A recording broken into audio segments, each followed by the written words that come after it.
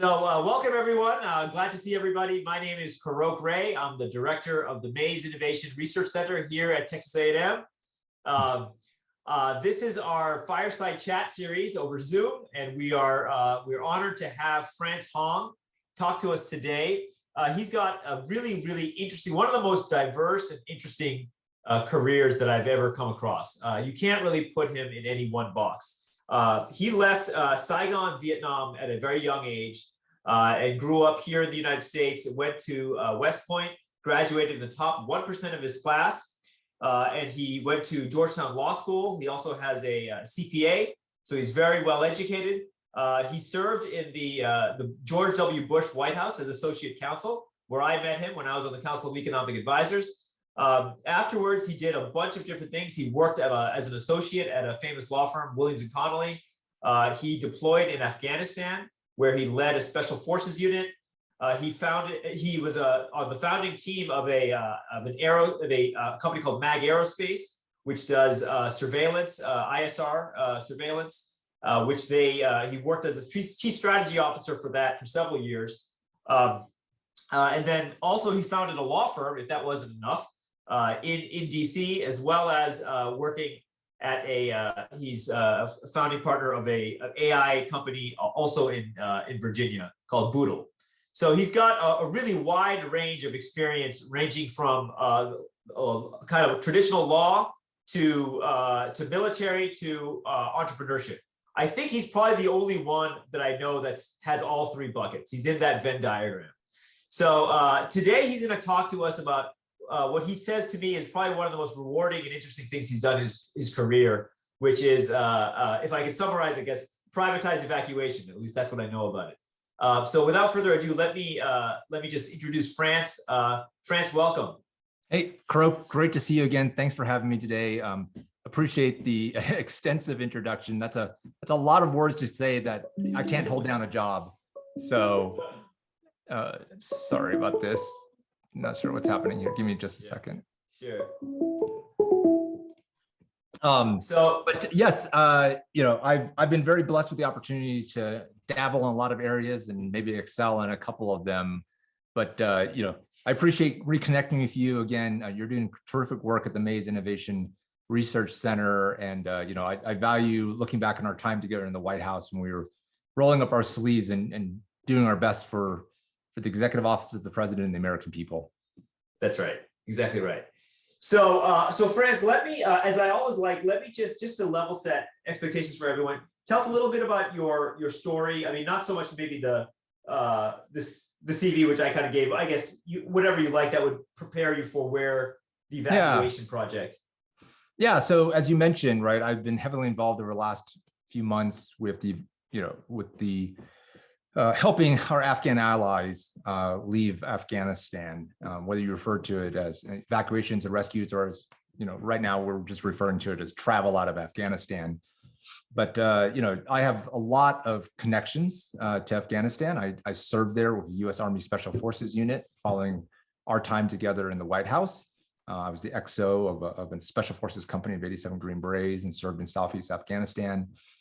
With MAG Aerospace, the company that I was on the founding team of, you know, we grew to a size where we had a number of customers in and out of government.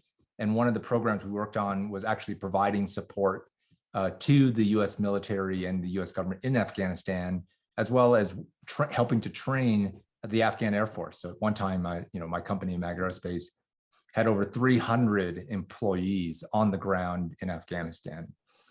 But I think most relevant, I myself am an immigrant. I myself am a refugee. I was born in Saigon, Vietnam in 1973, and was part of the evacuation out in spring of 1975. My mother worked for the U.S. Naval Attaché on a fine spring day as the communists were closing in on Saigon. The government officials came to my mom and says, you know, it's a good day to leave Saigon. And so my mother, my father, my father's mother, and my younger sister, myself, all boarded a Air Force C-141 Starlifter and lifted off from Saigon International Airport, arrived in Guam, what we would now refer to as a lily pad, and then from there flew to Camp Pendleton, a processing center where we connected with a sponsor family in Washington State, and that's where I ended up settling and growing up and having all these great opportunities, up to and including attending West Point and going on to serve in the White House.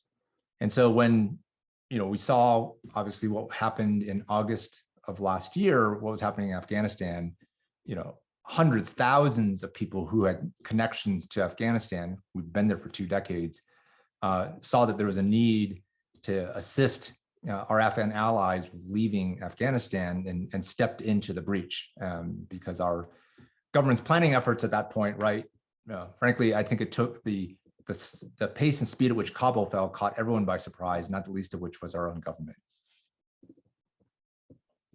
And what were some? Do you remember your own departure from Vietnam? You were too young back then, right? I was 18 months old. Yeah, I've yeah, okay. No recollections, unfortunately. I have great pictures. Okay, so now tell me a little bit about what you did to kind of address the problem, how you came about that. Yeah, so as the Americans left Afghanistan, turned Afghanistan back over, fully to the Afghans without, much in the way of military support, the Taliban were increasingly taking over more and more territory until such time as, they were in and around Kabul. And it became apparent that if you wanted to leave Afghanistan, there was really only one way out at the time, which was through Hamid Karzai International Airport. And a number, the U.S. military was running flights out of there. A number of private, organizations, nonprofits, non-government organizations, generous donors had chartered aircraft to come in. And so the key was, if you wanted to leave Afghanistan in late August, you had to get your way into the airport. However, the airport, right, had a security cordon. And so it was very difficult. And so I think we all remember images of the way the airport looked at the time with, the crush of tens of thousands of people trying to make their way through, what was a limited number of gates. What was incredible was, unlike say 30 years ago, where this would have been a newspaper story after the fact, or 50 years ago where, you might have, read about it, in a book later on, we could see this happening in real time on social media. Afghans were contacting their former, American friends who they served alongside, whether in the military or the State Department, the intelligence community, or through, non-government organizations. And we have the means to communicate with them in real time, whether it's WhatsApp or Signal or any other messaging platform, Facebook. And what ended up happening was basically a digital non-combatant evacuation operations. Afghans reached out to Americans via, digital messaging. Americans then self-organized into different groups, connected via technology, started sharing information. Go to this gate, don't go to that gate. Here's where the Taliban are. This is what we know about, your odds of getting in, sharing the information back with our Afghan allies. And in many cases, even helping to try to direct them on what's the best potential route out. In the very early stages of this kind of exodus from Afghanistan, there were 3 West Pointers who reached out, were contacted by a former classmate of theirs who was an Afghan American. And he said, look, I need help getting out. And so the classmates organized and helped get him into one of the gates, and eventually him and his family, and eventually on a flight out. And in pretty typical, style for West Pointers who want to continue to serve, they then asked, well, who else needs our help? And so they started helping other families, Afghan families, get out of Afghanistan. And that organization became Allied Airlift 21. And I became a volunteer for that organization very early on, helping to get Afghans that I knew out, then helping to get other Afghan families out by providing them information, helping to direct them on the ground, and then eventually became the chairman of the board of Allied Airlift 21, and helped recruit a number of folks to come in. And the organization, within a matter of days, grew to hundreds of volunteers who were helping to provide information, critical information and coordination to our Afghan allies as they attempted to depart Afghanistan from Hamid Karzai. So just so I understand, when you're saying gate, you're talking about the gate at the airport. They were Correct. Okay, and you guys were simply serving this informational function, or were you actually providing new planes to come in? Was that happening? Yeah, so at this stage of the operation, right, Allied Airlift 21 AA21 was doing a couple of things, or three things really. One, we were getting names of our Afghan allies, and so creating what we call the Afghan Ally Registry. So it's a list, right, which eventually grew to 65,000 names of everybody who wanted to get out of Afghanistan. We thought it was important to create a record, right? Right. Second, for those, there are two parts of getting out of Afghanistan. One is having your paperwork in order. So there's a saying I like to say now: paperwork saves lives. To depart Afghanistan, right, you need a status, right? Whether it's as a special immigrant visa holder, or you're an American citizen, or an LPR, or a P1, P2, which is a State Department status. And so AA21 was taking people and getting their paperwork in order so that they could have status to depart. And the third part of what Allied Airlift 21 did was provide this information role, right? Acting as a virtual scout, right? Gathering information, talking to these Afghans on the ground and providing them real-time information to help them get into a gate, to get into the airport and get on an airplane. And other organizations were helping Afghans inside the gate or helping to bring in planes. At this stage, right, that's all AA21 was doing. So the registry, the paperwork function, and then the movement coordination advisory function on the ground. At the very end of August, I myself, separate from AA21, ended up taking on a very much expanded role with some other organizers for a flight. Well, okay, so let's make sure I understand everything. I'm guessing the reason this registry is needed is there was a huge demand, and there just weren't that many seats available on the planes to leave. Everyone wanted to leave, right? Yes. Yes. Yeah. So there's a problem of getting people onto planes. There's also a problem of knowing who needed to get out. I mean, right. One of the tragedies, I think, of the evacuation was, while we did bring out tens of thousands of Afghans, right? Yeah. They were not necessarily, and we know this for a fact afterwards, right? The vast majority were not the Afghans that, for lack of a better word, we wanted to get out, in the sense of, if you served alongside Americans, you were eligible for a program called the SIV program, the Special Immigrant Visa Program. So if you were a contractor that served as an interpreter, right, or you provided logistics support to the Army, you could apply for and get an SIV. The vast majority of SIV holders are still in Afghanistan. The folks that are highly at risk, former female commandos, judges, journalists, nonprofit workers, many of them did not qualify for SIV status. They'd have to go in through a P1, P2, or humanitarian program. Most of them did not get in, right? We ended up, unfortunately, a lot of the evacuation flights ended up being filled by people who were just kind of there, right? They were in the right place at the right time, despite the best efforts of the US government and non-government organizations to get the right people to the airport. It was such a mad rush, the planes ended up being filled with who was there.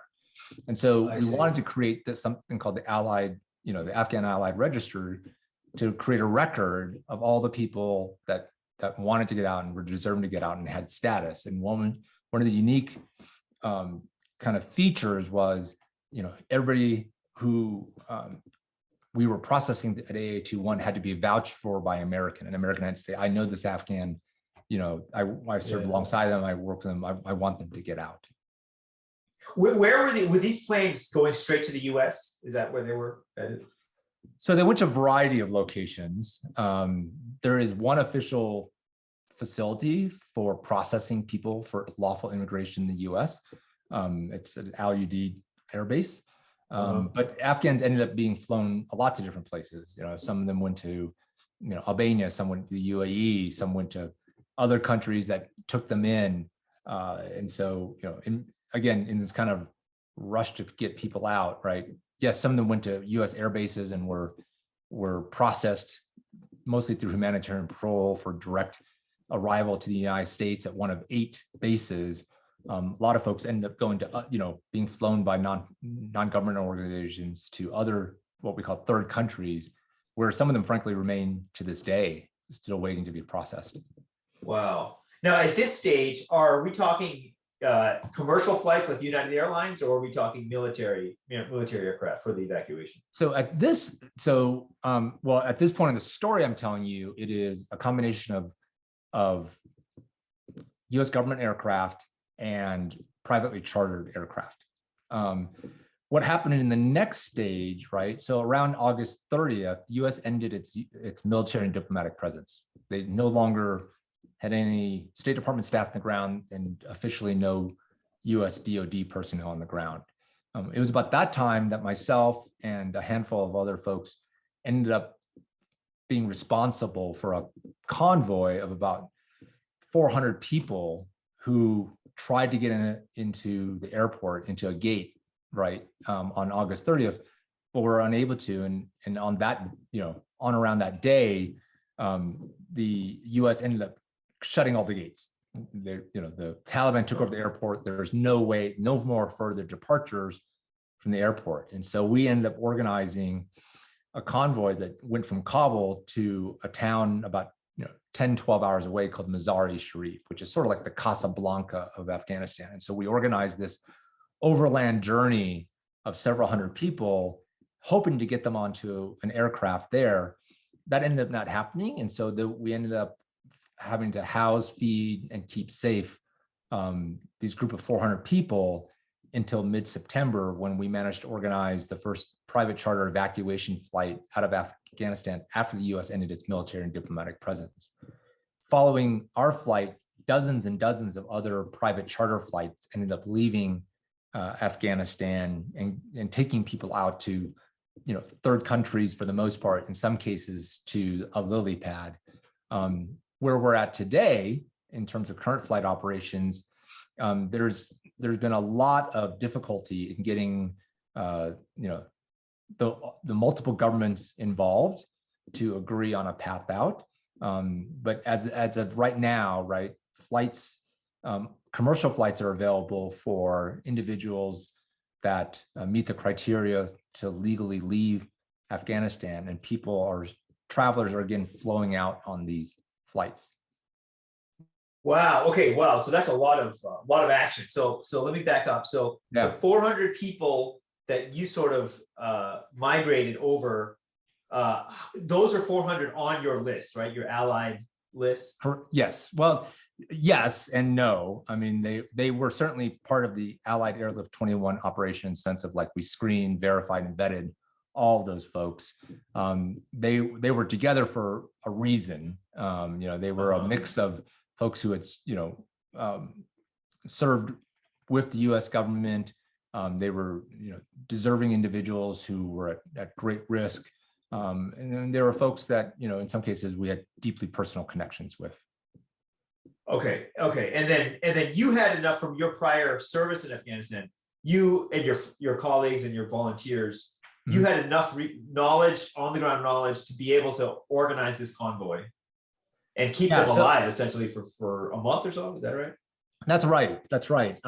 So what's interesting is, when I talk about this, it almost sounds like I was there in Afghanistan. Right. But for the group of us that were organizing this, the Afghan Departure Group is what we call ourselves, ADG.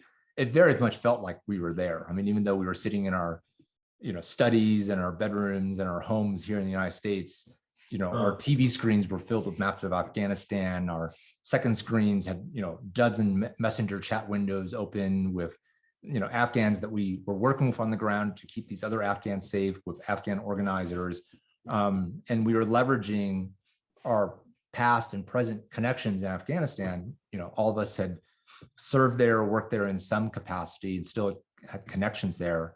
And so, yes, we were able to do things like find housing, find food, provide some measure of security, organize and pay for and arrange a flight. That frankly, all of what I described, while logistically daunting, the hard part was actually getting the necessary bureaucratic authorizations and getting, the necessary authorizations for a plane to take off, for it to fly, and for it to land, and then for those people to be processed for legal immigration. Right. Okay. Okay. And so, but you were the first one. Your group before you, there was no other group that had organized a private flight after the U.S. shut down the Correct. operations. Yeah, our flight on September 17 was the first private charter evacuation flight after the U.S. ended its presence on the ground in Afghanistan.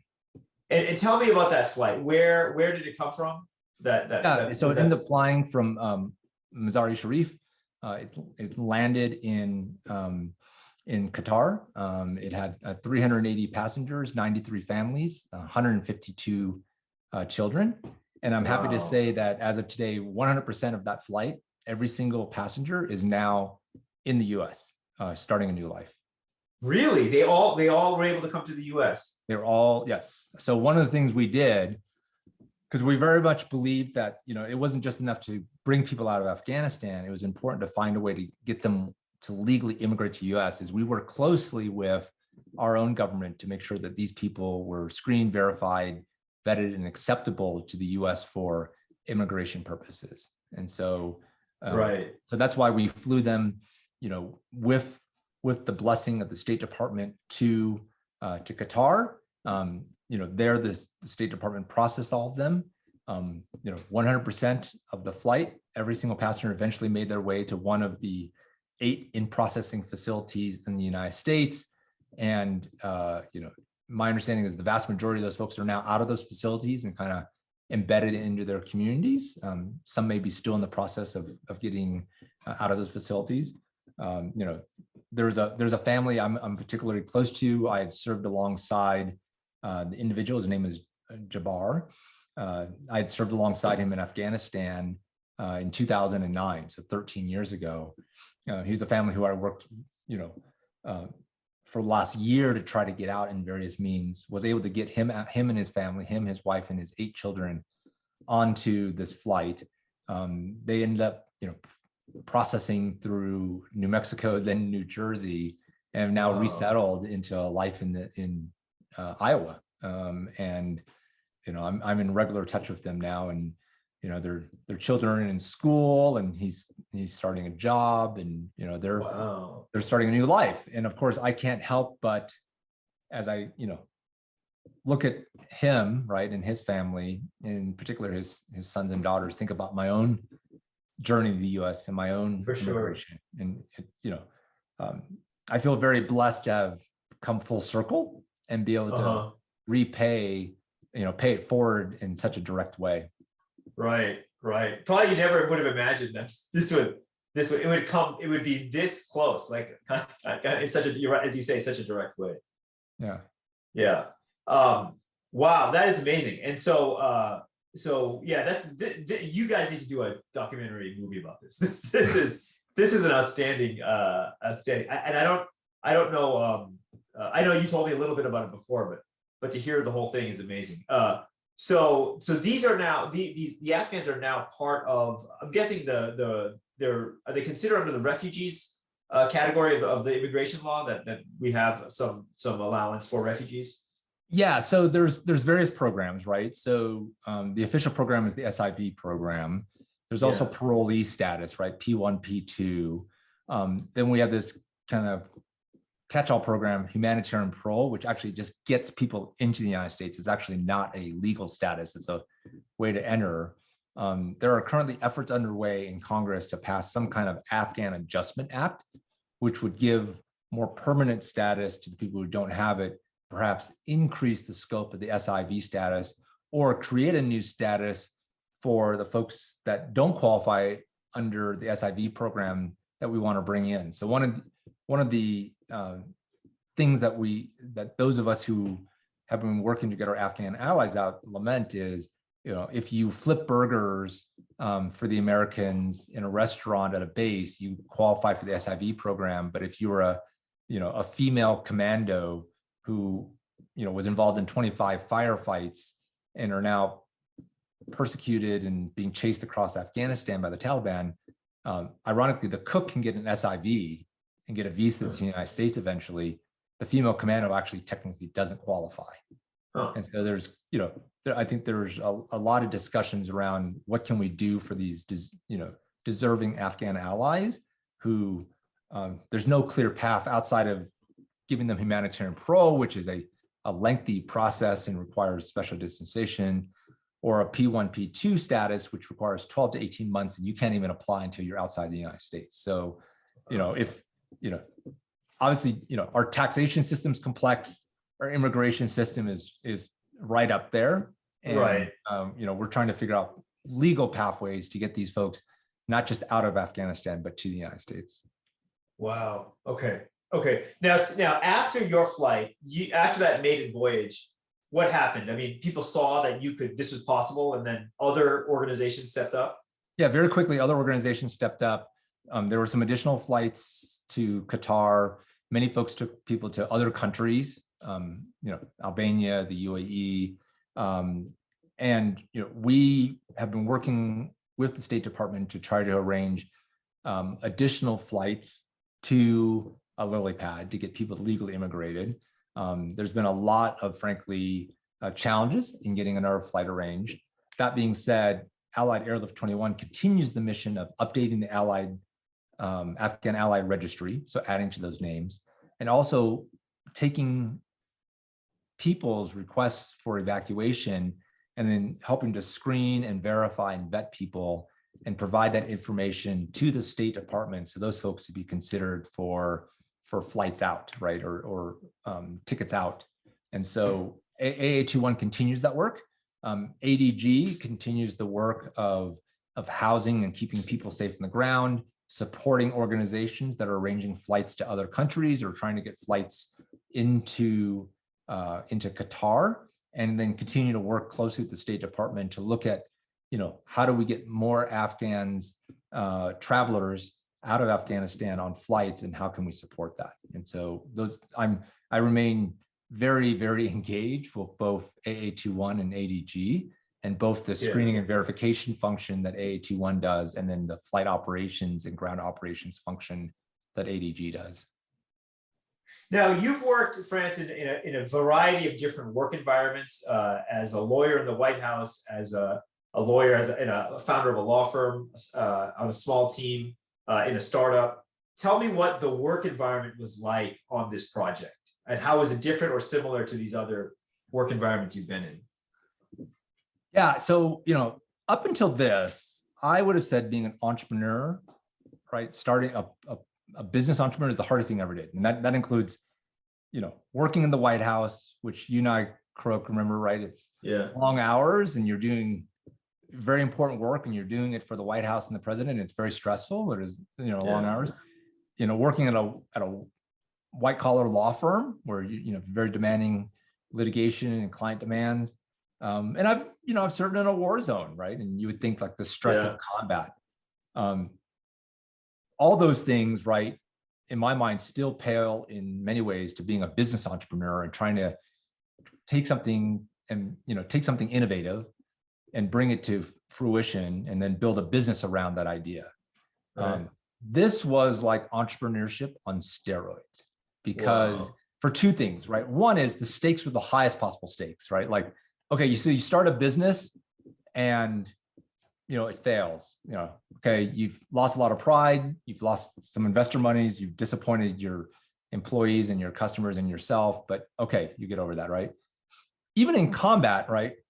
When you're leading soldiers signed up for combat, and yes, the terrible things happen in war. It's a massive responsibility, but in this case, we were responsible for lives, and not just any lives, like women, children, whole families, right? Like I was getting pictures of families, right, requesting evacuations, and in some cases, people I knew, people I worked alongside. And when you're looking at your screen and you're looking at a picture of a family and you see 3 kids under the age of 8, and especially, you and I both have young children, that has a tremendous emotional impact. And so like the stakes are the highest possible stakes. It's people's lives and livelihoods. The second reason it was so stressful is unlike anything else I've ever done, there was really no playbook, right? Myself and the other organizers really figuring this out on the fly, right? There isn't, if you start a business, you've got, lean-to methodology or some kind of business school template. You're in the military, you've got, techniques, tactics, and procedures.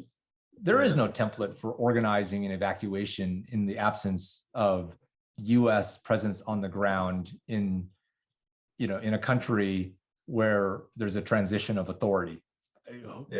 So literally there's no one to really call. And we had, even if there was, we were having to make decisions in real time, right? Things like, do you house people here tonight, or do you keep them on the move, right? 3 people in motorbikes just came up to the place that you thought was safe and were banging on the gate. It's 1 a.m. Is it better to leave them there, or should we pick up and go somewhere else? But movement at night creates its own set of risks, right? So there's these really, really difficult and hard calls that we had to make that there really isn't a template to make. And then doing it all virtually. Hey, Fran, sorry about that. Sorry, we timed out for a second, but let's continue. Yeah. Where you were. Yeah, sure. No, there's no playbook on this. Yeah, there's no playbook on this. And while we were doing it virtually and we weren't in physical danger, right? The emotional toll, and frankly, it was physically taxing in the sense of we were working on Afghan time, and it's the hardest ever worked. I mean, there was a period of month where I was averaging probably an hour of sleep a night. In some cases, in pulling all-nighters, there was 2 periods of time where I pulled 60 hours straight. My wife literally was just kind of like bringing in food at the door, and she was like, "Did you sleep last night?" And I was like, "No." "Did you sleep the night before?" "No." Right? Because there's just always something to do. And we were making, coordinating half the world away, complex logistical operation with people's lives at stake. So it is the most draining thing I've ever done. And I think, and I've mentioned this a couple of times, right? Just the emotional toll of making decisions about people's lives, right? Not the least of which was, in some cases, trying to decide who got on a plane and who didn't. And how do you look at pictures of families and decide that this family is more important than that family? Right. Well, so you're sort of in this environment of maximal innovation. Like you said, there's no playbook. What are some, tell us some principles, guidelines, tips, mental models, mental frameworks that helped you, that you found useful in operating in that environment? Yeah, it's interesting because, I'm a graduate at West Point. I've served in the national security. We worked in the White House. I've worked in large organizations. I've also created organizations. I'm very much a process kind of person, and kind of, my bringing kind of hierarchy, right? You've got an organization, structure, and there's pros and cons to that. What was interesting about this was like crowdsourced, right? People got together and put ego aside and rolled the sleeves and did what needed to be done. And so we had access to this tremendous talent pool of people, which is the basis of all kind of innovation, right? At the end of the day, you're taking one resource, which is people's expertise and experience and resourcefulness, and you're turning it through a process to something out, right? Which is, this innovative product or service or process or output. And so we had lots of raw material. That was one big thing. So one great principle is, if you can, always go for, having amazing human talent. That goes a long way. The second thing we found that happened was, because of the stakes, because lives were at stake, people put egos aside pretty quickly. I had former White House staffers who were doing basically menial administrative tasks just because they wanted to help. I always chuckled when, I know somebody who was a former deputy national security advisor, and he was literally just talking to Afghan families and getting information. They probably had no idea they were talking to the former director of counterterrorism, right, for the United States. But he wanted to help. And so people who were CEOs in their day jobs were doing pretty ministerial tasks and obviously kicking ass at it. And so, you can accomplish a lot when you don't, the old saying goes, you can accomplish a lot when you don't care about credit. And people here, they just want to do the right thing. the other thing that happened pretty quickly was because, again, so much was at stake and things were moving fast, we kind of put niceties aside in the sense of people either performed or they got either pushed out of the way or stood aside, mostly stood aside. You know, we just didn't have time for like the niceties of, oh gosh, you know, you need a counseling, or, you know, maybe, you know, you need to improve. You know, people quickly, you know, hey, I'm in over my head, someone else needs to step in, or, you know, look, you're not performing, you need to step aside. And so, you know, moving at the speed of innovation, you know, there's that hard part about calling balls and strikes, right? And the effects it has on people. But I guess because, again, the stakes were so high, it was easy to make those calls. And so, you know, that combination, the availability of incredible human talent, people putting egos aside, people, you know, very quickly rising, you know, or falling based on their ability to perform, created an incredible environment of innovation. And we were figuring things out on the fly, you know, throughout that month because of it. Can you give us, this is such a unique and novel domain. Do you have any examples of maybe one major obstacle you guys faced and how you struggled at first, but ultimately overcame it? I mean, aside from the whole thing, I mean, the whole thing is a giant, I guess, but within the whole enterprise. Yeah, I mean, you know, I mean, there's all kinds of logistical, administrative, you know, problems that we had that had to be overcome. You know, and sometimes the solutions were mundane, call a guy, right, and figure out. Other times we had to be, you know, creative.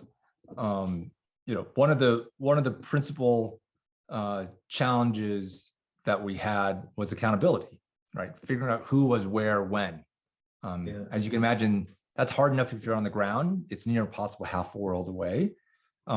This is really actually kind of an example of us failing. We initially were trying to do it all ourselves. In other words, like we were trying to impose a process by which we were maintaining accountability from half a world away, right? And then what we learned was, well, wait a second, right? Afghans are better at tracking Afghans. And so we actually set up a system where the Afghans themselves were maintaining accountability and providing, and that worked out a lot better. That still left us a problem. There was a group of Afghans that we had a large housing facility, and we just didn't have good accountability who was in there. And so we ended up sending in a translated message and putting on every door saying, if you want to fly out, we need to know who you are, right? And we need this information from you. Answer this email. And instead, once we did that message, they all reached out. And then we realized, oh my goodness, right? The Afghans are good at using technology in this way.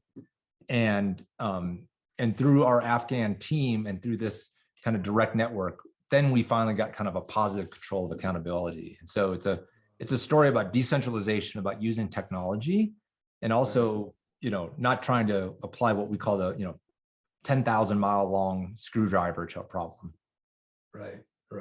Wow. You know, we have a lot of students watching this and who will watch it. Tell us, I guess, what part of your education did you feel was the most valuable in this project? And both for the perspective of what students should focus on while they're a student, as well as how universities can maybe reform or improve. Yeah, so you know, Ambassador Bob Kimmett, who's a West Point graduate, I once attended lunch and he talked about being a T-shaped person. So a T-shaped person is somebody who has depth in an area. That's the stem of the T. They develop some kind of professional expertise, where it's law or accounting or coding or whatever, right? But in today's day and age, you can't just be kind of a single tracked professional. You need a little bit of knowledge about a lot of things to operate in the world. And so that is, you know, the top of the T, right? And having a little bit of generalist knowledge about a lot of different things so being both a specialist and a generalist and becoming that T-shaped person. And I've been very fortunate between my time in the military and then my time in law and then my time as an entrepreneur. I got to have not just one kind of stem of the T, but probably a couple of different ones, and be exposed to a lot of different things. And that really turned out to be critical in this operation, because we were constantly coming up against problems, and I would be drawing upon different paradigms and models of problem solving, right? Whether it's military troop leading procedure, or whether it's a lean startup innovation methodology, or it's a scientific method. But I would literally, okay, I've got this problem, right? We've got to pick up 15 families in a space of 5 hours and keep them secure. And how do we do this? And I remember literally going through my mental Rolodex of the different paradigms of problem solving. And so one thing I would tell students is, one of the knowledge is great, and I do encourage you to pick up knowledge, but in today's day and age, right, learning how to find the answer is more important. Learning how to ask the right question is probably the most important skill. And oftentimes learning how to ask the right question is rooted in having different paradigms to draw upon, so that you can ask different types of questions, right? And so, as a student, don't just learn knowledge and don't just learn how to do research. Think about different paradigms and frameworks for problem analysis and collect those, right? Have a toolkit full of those. Yeah, that's absolutely. Tell me about I want to talk a little bit about sort of part of what's unique about this is the private side of this, and kind of the role of the public sector versus the private sector. Historically, I'm guessing all evacuation has been fully in the public sector. Tell me about your views on some benefits or costs of doing it privately, as well as what that means for the future about the proper role of government. Yeah, so I mean, I think this is an example of a public-private partnership, to be fair, right? There are things that, there are things where the government has a monopoly, right? Diplomatic, authorities, military power, right? DoD airlift capabilities. But then there are things where the public sector has a lot of expertise too, right? Humanitarian operations, providing aid, government contracting. And there are things where, because oftentimes, right, the US can be limited in its role. And in this case in particular, right, after August 30th, when the US ended its US and diplomatic presence, there was an absolute void. And there was a gap, right, between what was needed and the US official capability to provide it. What we saw was non-governmental organizations and private individuals stepped into that gap, right, and filled it. And we're able to do so because of 20 years of connections in Afghanistan, and because of technology, which allows us to have a virtual presence there. And some of it was done virtually, some of it was done through surrogates on the ground because of the long-standing networks. But there's probably a paradigm emerging, right, where through the use of technologies and this socially networked world, an individual's ability to have impact on something even like an evacuation can be done halfway around the world. The other thing the private sector, of course, brings are resources in terms of, philanthropy. And so I can't understate the role that generous donors and philanthropic organizations had. They came in, there was a need identified, and a number of generous individuals and foundations and institutions stepped in to provide resources, not the least of which was, cash and donations to help get Afghans out. Wow. And so you were acting in your mindset also was very different from when you were serving in Afghanistan as a member of the military, versus now you're a private citizen who has military connections, but you're still fundamentally you're fully independent. That was very different, a different framework you're in. Yeah, absolutely. And even in, currently, as we try to support official State Department operations, right, one of the things that's acknowledges the State Department doesn't have a presence on the ground in Afghanistan, right? That it's private organizations, volunteer organizations, non-government organizations, former contractors that actually have more real-time situational awareness of what's going on in Afghanistan now, right? And the dozens of organizations that sprung up to support, helping Afghans depart Afghanistan, many of them, had better connectivity on the ground than our own government did. Right, right. Well, I'm not going to be shy about the ability of private enterprise to have good effects on the world. Let's talk about opportunities for the future. Do you see a way to generalize this beyond this one unique case? Could there be markets or businesses in this domain in the future? That is a really good question, Crook, and one that I've been pondering, right? So another way to ask it is, was this a one-off, right? Was it just because we've been in Afghanistan 20 years, because the US did not have a fulsome plan for the evacuation, that there was such a need that, there was both such a strong need and a desire to help. And, that's why this situation arose. Or is this repeatable, scalable, right? In some fashion? I do think there's a potential new paradigm here for organizations. We tend to think of organizations as something you stand up, they create a hierarchy, they have a process. What was interesting here was the way, in a matter of days, right, hundreds of people, very experienced, lots of expertise, huge, vast networks came together and created an organization out of thin air, had a massive impact, right? And in a short amount of time. And, I've often said, you could give me all the money in the world, I couldn't actually create the kind of organization we had with dollars alone. People mobilized because they wanted to, because they were passionate, because they cared, right? They saw the impact, they saw the need, they saw their ability to have an impact, and the organizations that sprung up, including AA21 and ADG, provided a means for them to have that kind of impact.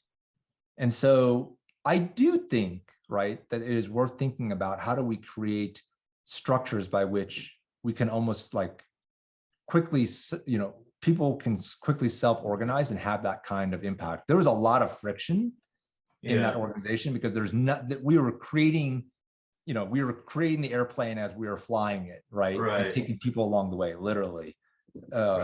There's probably a lot of lessons learned to be drawn here, and thinking about how do we generalize that.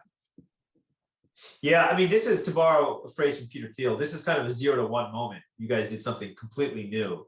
I am curious about what's that next step. What's the 1 to 2, 2 to 3?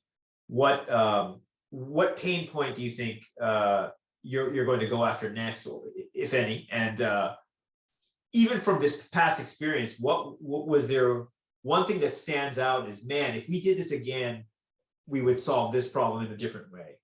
Well, here's what I think about a lot, right? The Croak Rays of the world, right? Like, I can't, when you're passionate about something, Croak, you would throw your all at it, right?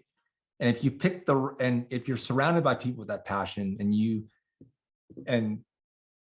you all have a direction and purpose, like the things you can do, right? And I can't hire a Croak Ray, right? I can only motivate him. So can we create structures that bring together, the Croak Rays of the world? And I don't need 80 hours of Croak, right? I need 5 hours, right? And I get 5 hours of the Croak Ray of the finance world, and the 5 hours of the Croak Ray in the public affairs world. And all of a sudden, you've created an organization, right, which has mammoth ability to have an impact. But it's got to be organized around the right cause, and it's got to be organized where people feel like they can have an impact, right? And so that's what I think about a lot, because that's what happened this time spontaneously. And is there a way to replicate that? Right. Wow. Well, Francis, this is now I see what you meant when you told me this was the most rewarding and fascinating thing you've done. I can see what you mean. We've had a lot of speakers from the military come in through our campus, including yourself in the past. this is for sure the most innovative and unique project I've heard of. So congratulations for achieving this. I mean, the human impact you've had on these 400 people is amazing. I mean, you've changed their lives forever, and I hope you can stay in touch with them over the long haul as some kind of community, if that's possible. Yeah, well, for my part, I feel blessed again to have had the opportunity to have this kind of impact, to work alongside the people I've worked alongside, and to partner with, other organizations and our own government.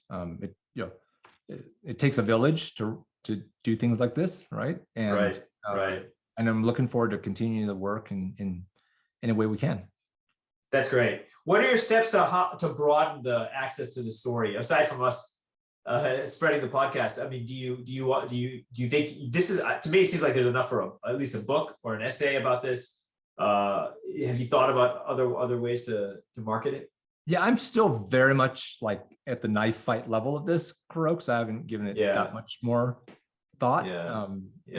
But I do agree. I think there are some good stories to be told, mainly, frankly, around the incredibly brave Afghans, and not the Afghans who departed and the Afghans who helped other Afghans. There's some incredible stories yet to be told. Right. Great. Well, I hope to hear those at some point. So, well, Franz, thank you for taking the time to speak with us today. Really enjoyed hearing this. It's a fascinating episode of history, really. And I hope one day we'll have you on campus and we can really advertise it and do it in person with I think this is so interdisciplinary. It's kind of a part of what we do. It's not just the military. It's got so many different angles: policy, business, and defense, all at once. So fascinating work. And you're doing the Lord's work. So God bless you. Thanks, Crow. Yeah. Okay, great. Well, thanks everybody. Thanks for pitching in. We will circulate this on YouTube, and please feel free to pop into our YouTube channel anytime.